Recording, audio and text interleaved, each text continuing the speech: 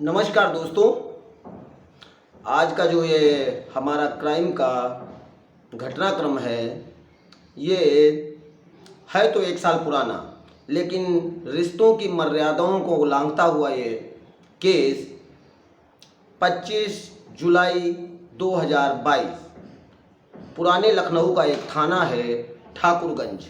ठाकुरगंज का जो एक पुल है, भुअर पुल, उस भुअर पुल से जब व्यक्ति टर्न होता है तो रात का समय था 10:30 बजे। वहाँ पर ताबड़तोड़ गोलियां चलने की आवाज़ आती है। जब गोलियों की आवाज़ आती है तो आसपास के जितने भी लोग थे, जितने भी दुकानदार थे, सभी इकट्ठा हो जाते हैं। जिन्होंने गोलियां चलाई थी वो एक कार और एक मोटरसाइकिल से आए थे और सभी वहां से तुरंत ताबड़तोड़ गोलियां चलाने के बाद फरार हो जाते हैं। जब सभी लोग घटनास्थल पर पहुंचते हैं तो देखते क्या हैं, कार में एक व्यक्ति है जिसके ऊपर बहुत सी गोलियां चलाई गई हैं। ऐसे में कुछ लोग उनको पहचान भी लेते हैं। उनकी पहचान महेंद्र मौर्य उर्फ पुष्कर मौर्य, उम्र 28 वर्ष के रूप में होती है। और ये भी पता चलता है कि ये ठाकुरगंज के बहुत ही प्रतिष्ठित व्यक्ति हैं। इनके पिता का नाम रोशन लाल मौर्य है, जो कि उनको सभी लोग जानने वाले थे। उनका एक JRM मैरिज लॉन भी ठाकुरगंज के पास ही बना हुआ है, जिसको ये पिता पुत्र मिलकर चलाते हैं। अब तुरंत इनके पिता रोशन लाल मौर्य को खबर की जाती है। रोशन लाल मौर्य भी घटनास्थल पर पहुंचते हैं और पुलिस, क्योंकि लखनऊ शहर राजधानी की घटना थी, ताबड़तोड़ गोलियां चली थी, तो पुलिस भी घटनास्थल पर फ़ोन के माध्यम से पहुंच जाती है। जब पुलिस पहुंचती है तो देखती क्या है कि बहुत से गोलियां एक व्यक्ति के ऊपर चलाई गई हैं जिसकी पहचान हो चुकी थी। तुरंत उसको कार से निकालकर अस्पताल भेजा जाता है। लेकिन जब व्यक्ति अस्पताल जाता है तो डॉक्टर उसका इलाज करते हैं, लेकिन उसको मृत घोषित कर दिया जाता है। अब पिता रोशन लाल से पुलिस अपने तरीके से पूछताछ करती है तो बताते हैं, मेरी किसी से भी कोई दुश्मनी नहीं है और ना ही मेरे बेटे की किसी से कोई ऐसी दुश्मनी है जिससे वो इस प्रकार का घटनाक्रम कर दे।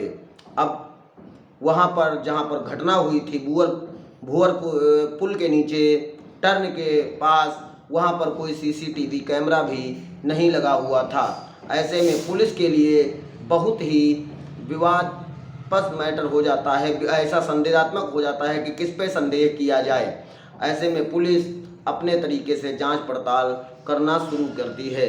शव का पंचनामा भर के पोस्टमार्टम कराया जाता है और जब पोस्टमार्टम की रिपोर्ट आ जाती है तो व्यक्ति के 6 गोलियां लगी हुई थी। एक गोली सीने में और एक गले के पास लगी थी। जो सीने के पास गोली लगी थी, ऐसा प्रतीत होता था उसी से महेंद्र मौर्य या पुष्कर मौर्य की मृत्यु हो गई है। अब पुलिस ऐसे में वहाँ पर 6 टीमें गठित करती है। उस समय के जो वहाँ के DCP बेस्ट थे श्री शिवा सिंह चेन्नप्पा और ACP बेस्ट थे चिरंजीवी नाथ सिन्हा और AP सिंह, जो कि और वहाँ के जो SHO थे विजय यादव। सभी लोगों के द्वारा 6 टीमें गठित की जाती हैं। एक टीम जो होती है वो सर्विलांस टीम होती है। दूसरी टीम जो होती है वहाँ का जो भी डंप डाटा जहाँ पर घटना हुई थी उस घटना स्थल से डंप डाटा निकालने के लिए लगाई जाती है। तीसरी टीम जो है वो CCTV कैमरे, जो भी जहाँ से व्यक्ति आया था और जहाँ पर घटना हुई थी उस घटना तक जितने भी CCTV कैमरे लगे हुए थे उनका डाटा एनालिसिस करने के लिए, उनके डाटा की जांच करने के लिए लगाई जाती है। और एक टीम जेल में बंद हुए अभियुक्तों से पूछताछ करने के लिए लगाई जाती है, क्योंकि कभी कभी ऐसा भी होता है कि जब कोई घटना होती है तो जेल में बंद अपराधी या अभियुक्तों को उसके बारे में पहले से ही पता हो जाता है कि किस व्यक्ति ने किस कारण से क्यों ये घटनाक्रम करवाया है। बाकी दो टीमें अन्य तरीके से जो पुलिस की पूछताछ हो सकती थी उसमें लगाई जाती हैं। सारे सीसीटीवी कैमरे चेक किए जाते हैं, लेकिन कहीं से भी कोई, बस सिर्फ ये लगता है कि दो व्यक्ति मोटरसाइकिल से इनका 2-3 दिन से पीछा कर रहे थे, लेकिन उसमें व्यक्ति का चेहरा और गाड़ी नंबर सही से पहचान में किसी भी सीसीटीवी में नहीं आ रहा था। इसके लिए पुलिस भी परेशान होने लगती है। उधर 100 का पंचनामा और पोस्टमार्टम हो जाता है, क्योंकि व्यापारी थे, बड़े व्यापारी थे, तो 100 को लोग लाकर वहीं पर एक रेलवे क्रॉसिंग है, रेलवे क्रॉसिंग के पास सड़क जाम कर देते हैं और धरना प्रदर्शन करने लगते हैं और पुलिस की नाकामियों पर आवाज़ उठाने लगते हैं कि 20 शहर में गोली मार दी गई और पुलिस ने कुछ भी नहीं किया। सुबह अखबारों की सुर्खियों में ये मामला पूर्णतया प्रकाश में आ जाता है। सभी अखबारों ने अपने अपने तरीके से उसका विज्ञापन छापा था। किसी ने लिखा था कि व्यापारी की हत्या, पुलिस बैठी रही हाथ पे हाथ रखे हुए। किसी ने कहा दिन दहाड़े गोलियों से गूंजा लखनऊ। इस प्रकार के शब्दों से अखबारों को छापा गया था। तो अधिकारी घटनास्थल पर पहुंचते हैं और वो सभी लोगों को मनाने के बाद 100 का अंतिम संस्कार करवा दिया जाता है और ये भी कहा जाता है कि जल्द से जल्द हम इस केस को सॉल्व कर इस केस को करने वाले अभियुक्तों को जेल भेजें देंगे। ऐसे में पुलिस जब डंप डाटा निकालती है और डंप डाटा का एनालिसिस करती है तो उसमें से 4 नंबर संदिग्ध पाए जाते हैं। जब उस 4 नंबरों की गहन पूछताछ होती है तो 1 नंबर उसमें जो था वो दिनेश ठाकुर पुत्र बाहिर सिंह ठाकुर भटाना पारा जो लखनऊ का ही एक क्षेत्र है उसका भी पाया जाता है।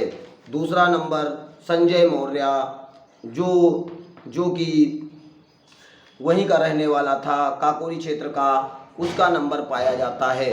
अब ऐसे में पुलिस फिर पूछताछ करती है और पूछताछ करने के बाद जो तीसरा नंबर था वो सतीश गौतम पुत्र राजा राम गौतम चिरोटा मलिहाबाद और चौथा नंबर मुकेश रावत पुत्र विश्वनाथ रावत सैफलपुर काकोरी, इन 4 नंबरों की पुष्टि होती है। पुलिस जब पूछताछ पुनः करती है तो पहले तो जो इनके पिता थे रोशन लाल मौर्य वो कहते थे कि मेरी किसी से कोई दुश्मनी नहीं है, लेकिन जब पुनः पूछताछ होती है तो बताते हैं कि ये जो संजय मौर्य है, क्योंकि संजय मौर्य के सिम से पुष्टि हो चुकी थी, तो वो बताते हैं कि ये हमारी जो लड़का है जिसकी मृत्यु हुई है महेंद्र मौर्य उर्फ पुष्कर मौर्य, उसकी पत्नी का रिश्ते में दूर से मामा लगता है और इसने हमें कुछ समय पहले फ़ोन करके एक बार ये भी कहा था कि तुम अपनी अपनी बहू की शादी मेरे साथ करवा दो। उसकी शादी उसकी बिना मर्जी के आपके बेटे के साथ हुई है। वो शादी नहीं करना चाहती थी, लेकिन परिवार के दबाव में आकर उससे शादी कर ली है और अगर तुम नहीं मानोगे तो मैं तुम्हारे बेटे को मारकर तुम्हारी विधवा बहू से शादी कर लूँगा। जब ये घटनाक्रम पुलिस को पता चलता है तो पुलिस चौकन्ना होकर जल्द से जल्द अभियुक्तों को पकड़ने में लग जाती है और उसके 2 या 3 दिन बाद 2:30 बजे के करीब सतीश गौतम और मुकेश रावत, जिनका नाम मैंने बताया, सतीश गौतम चिरोटा मलिहाबाद और मुकेश रावत सैफलपुर काकोरी को घैला पुल जो दुबग्गा से IIM रोड की तरफ जाया जाता है वहाँ से दोनों को हिरासत में ले लिया जाता है, पकड़ लिया जाता है और पकड़कर जब थाने लाया जाता है और पुलिस अपने तरीके से उनसे पूछताछ करती है तो वो बताता क्या है कि जो संजय मौर्य है उसकी महेंद्र मौर्य की पत्नी से प्यार था वो उससे बहुत प्यार करता था, शादी भी करना चाहता था, लेकिन परिवार वाले राजी ना थे, क्योंकि मामा और भांजी का जो रिश्ता होता है बहुत ही पवित्र होता है और ऐसे में शादी करना कहीं से भी उचित ना था। तो परिवार वालों को जब इसकी भनक होती है तो वो इस शादी से इनकार कर देते हैं और मना भी कर देते हैं कि ये शादी नहीं हो सकती है, क्योंकि अगर हम शादी कर भी दिए तो समाज के लोग क्या कहेंगे, क्योंकि हमेशा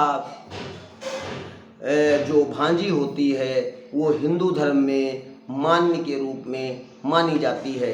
ऐसे में वो उसकी शादी महेंद्र से कर देते हैं, लेकिन उसका प्यार कम नहीं होता है।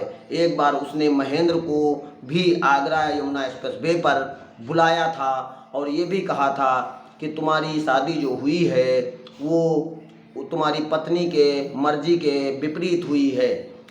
एक बार अपनी पत्नी से बात कर लो, वो आज भी मुझसे प्यार करती है। अगर वो मना कर देगी तो मैं तुम्हारे रास्ते से हट जाऊंगा। अगर नहीं मानती है तो तुमको बैठकर मुझसे बात करनी ही होगी।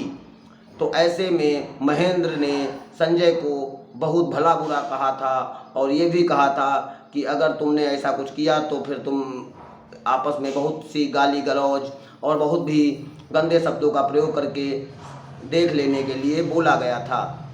ऐसे में उसी दिन से महेंद्र ने इस हत्या को अंजाम देने के लिए एक रूप बनाना तैयार कर लिया और उसने इसको सही रूप देने के लिए सर्वप्रथम अपने दोस्त सतीश गौतम को इसमें मिलाया। सतीश गौतम और दूसरा उसका दोस्त मुकेश रावत, तीसरा दोस्त फिर उसका एक बहुत बड़ा हिस्ट्री सीटर दोस्त था जो बाराबंकी जेल में बंद था। इसको उसको घटनाक्रम करवाना था तो वो जेल में जाकर ज्ञान सिंह यादव उर्फ ज्ञानी से भी मिलता है। तो ज्ञान सिंह यादव और ज्ञानी उसको ये बताता है कि मेरी कल कोर्ट में पेशी लगी है, अगर तुम अच्छा कोई वकील तैयार कर लोगे और वहाँ पर खड़ा कर दोगे तो मेरी ज़मानत हो जाएगी, और अगर मेरी ज़मानत हो जाएगी तो मैं तुम्हारी मदद कर सकता हूँ। अच्छा, संजय मौर्य ने ऐसा ही किया।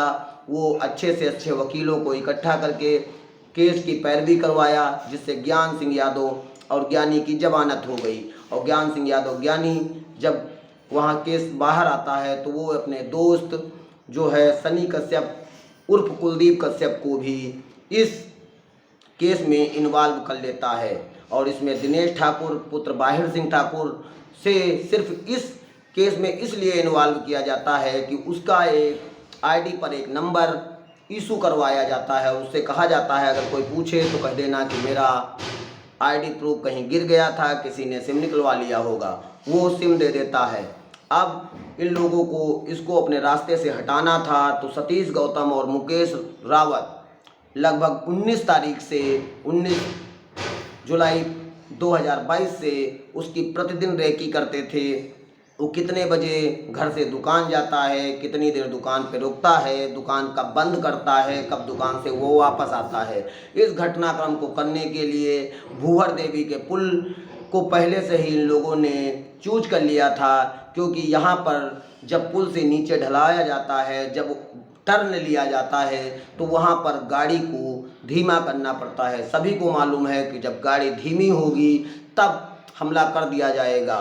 सतीश गौतम और मुकेश रावत दोनों ये बताते हैं कि संजय मौर्य ने मुझे शराब और कुछ पैसे के लालच में हम लोग इस केस में इन्वॉल्व हो गए।